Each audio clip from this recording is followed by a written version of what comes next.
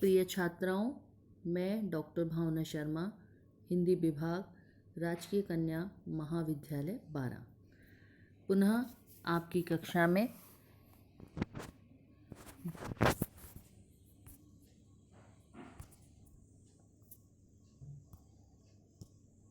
मैथिली शरण गुप्त राष्ट्र कवि के बारे में अपन यशोधरा का अध्ययन कर रहे थे, जिसमें इससे पूर्व की कक्षा में मैंने आपको बताया था यशोधरा का संक्षिप्त परिचय।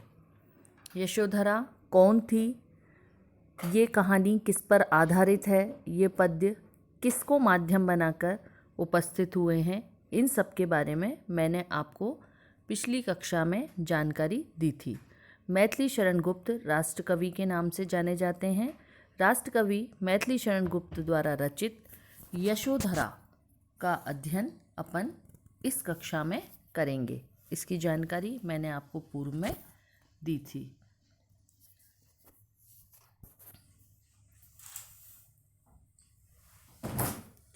सखी वे मुझसे कहकर जाते, कह जाते तो क्या मुझको वे अपनी पथ बाधा ही पाते। मुझको बहुत उन्होंने माना, फिर भी क्या पूरा पहचाना। मैंने मुख्य उसी को जाना, जो वे मन में लाते। सखी वे मुझसे कहकर जाते। इसमें कठिन शब्द व्याघात यानी कि कष्ट देना, सिद्धि हेतु यानी सिद्धि के लिए जाना। प्रस्तुत अवतरण मैथिली शरण गुप्त द्वारा रचित यशोधरा से संकलित एक अंश है। प्रियतम के चुपचाप चले जाने पर यशोधरा को अतीत वेदानुभूति होती है। तब वह अपने मनोभावों को व्यक्त करते हुए कहती है कि यदि प्रियतम मुझसे पूछकर या कहकर जाते तो कितना अच्छा होता। इस अंश में गुप्त जी ने यशोधरा के इसी प्रकार के कथन का चित्रण किया है। इस पद में यशोधरा कह रही है कि मेरे पति मुझे बिना बताए चुपचाप बिना कहे यहाँ से चले गए, तो क्या वह मुझसे कहकर जाते तो वो मुझे अपने पथ की बाधा पाते क्या। ऐसा उसका लोगों को पूछने का एक चित्रण उसने यहाँ पर किया है।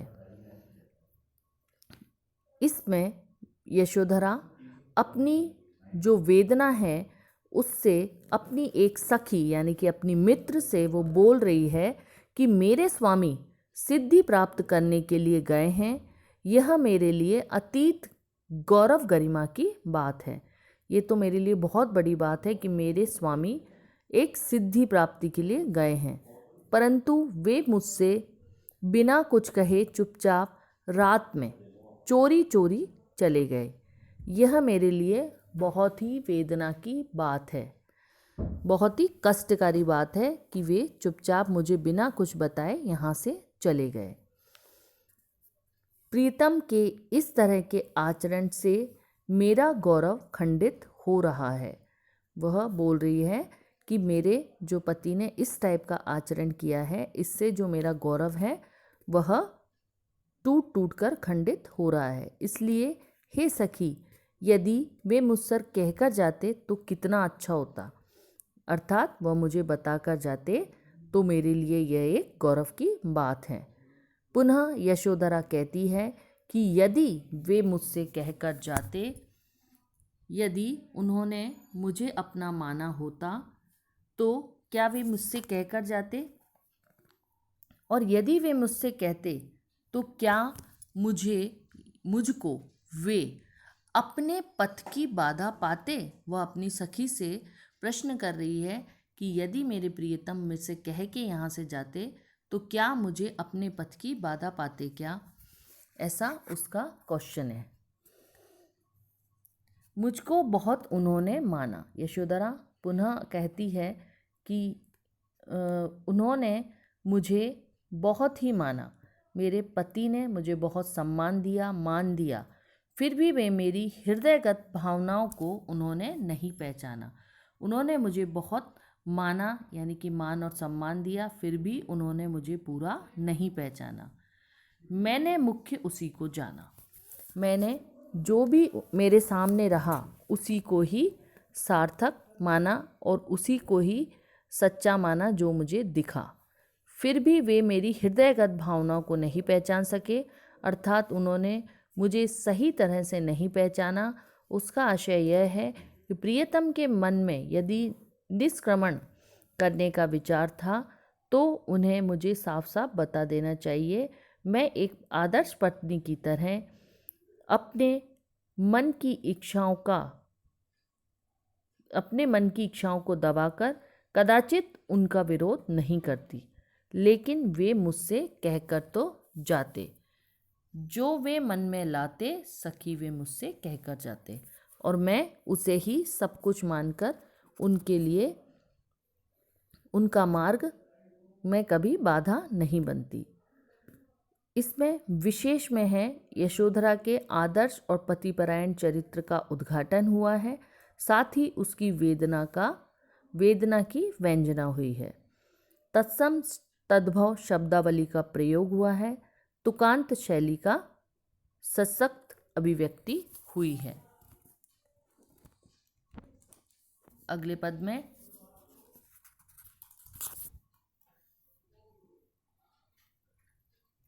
स्वयं सुसज्जित करके क्षण में प्रियतम को प्राणों के पण में हम ही भेज देते हैं रण में, छात्र धर्म के नाते सखी वे मुझसे कहकर जाते।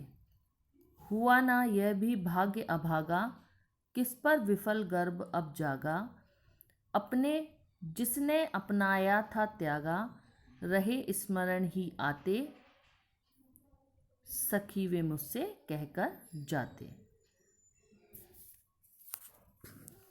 यशोधरा कह रही है अपनी प्रिय मित्र से, अपनी सखी से। इस पद में यशोधरा कह रही है कि हम भारतीय नारियां अवसर आने पर अपने अपने प्रियतम को स्वयं अपने हाथों से सुसज्जित यानी कि सजाकर और खुद के प्राणों की यानी अपने स्वयं के प्राणों की बाजी लगाकर उन्हें सहर्ष युद्ध भूमि में भेज देती हैं, क्योंकि हम अपने क्षत्राणी होने के धर्म का निर्वाह करना जानती हैं। इसलिए यदि मेरे प्रियतम मुझसे निष्क्रमण के लिए पूछते तो मैं उन्हें सहर्ष विदा कर देती, यानी कि उनको खुशी खुशी जाने की आज्ञा दे देती और उनके लक्ष्य में मैं कभी बाधा नहीं बनती। परंतु हे सखी, वे मेरी भावनाओं की कद्र किए बिना चुपचाप यहाँ से चले गए।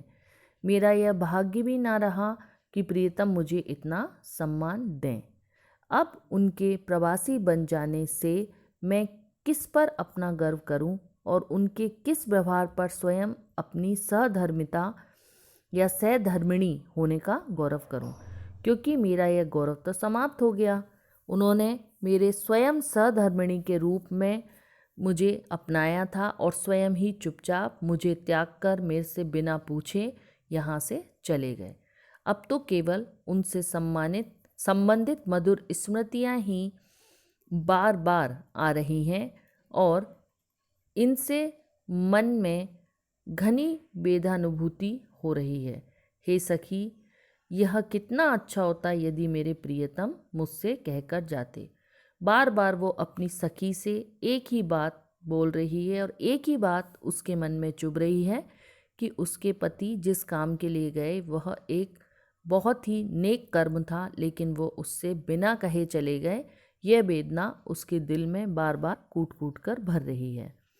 इसमें विशेष के रूप में भारतीय क्षत्राणियों के त्याग को दिखाया गया है या उनका उल्लेख किया गया है और नारियों के आदर्श चरित्र का अंकन किया गया है। एक पतिव्रता नारी अपनी मनोव्यथा को चित्रित कर रही है। अनुप्रास अलंकार का प्रयोग इस पद में हुआ है।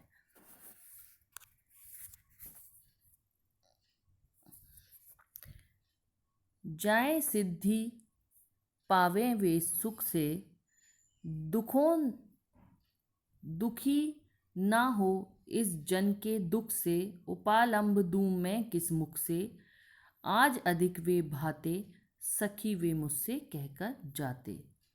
गए लौट भी वे आवेंगे, कुछ अपूर्व अनुपम लावेंगे, रोते प्राण उन्हें पावेंगे, पर क्या गाते गाते, सखी वे मुझसे कहकर जाते।